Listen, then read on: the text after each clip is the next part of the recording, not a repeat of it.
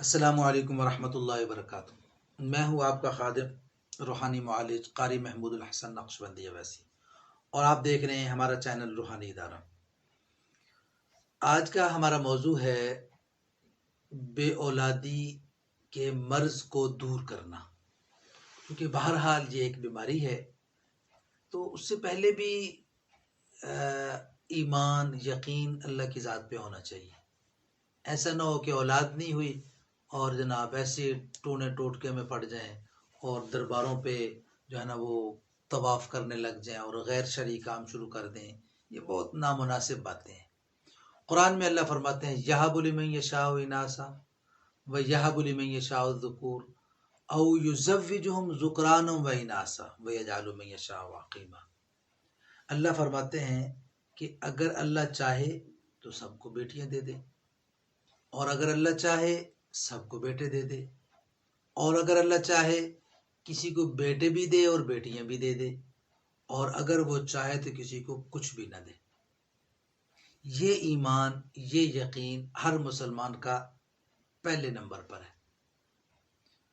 پھر انسان کوشش کرتا ہے، تدبیر اختیار کرتا ہے۔ جیسے اولاد کی سب سے بڑی تدبیر اور کوشش شادی ہے۔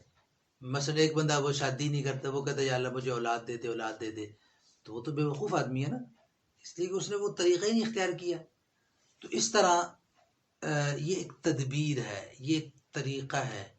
اگر کسی کی اولاد نہیں ہے تو اس کے لیے ہم نے پہلے بھی کچھ اعمال خدمت میں پیش کیے ہیں۔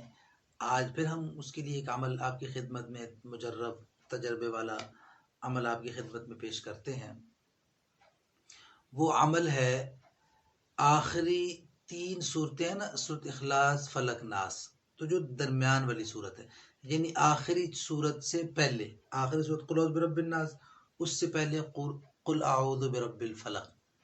جس آدمی کی اولاد نہیں ہوتی، اولاد نہیں ہو رہی اور شادی کو عرصہ گزر چکا ہے، تو انہیں چاہیے مرد اور عورت دونوں، مرد اور عورت یعنی شوہر اور بیوی، میاں اور بیوی، یہ صورت آخر سے پہلے والی قل اعوذ برب الفلق، سورہ فلق بھی کہتے ہیں اس کو، یہ ہر نماز کے بعد صرف 3 مرتبہ پڑھنے کی عادت بنا لیں۔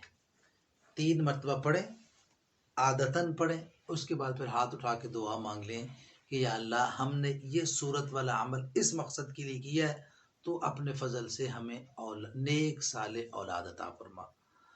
تو اللہ تبارک و تعالیٰ آپ کو نیک صالح اولاد عطا فرمائے۔ اللہ جن کی اولاد ہے ان کی اولادوں کو نیک صالح بنائے۔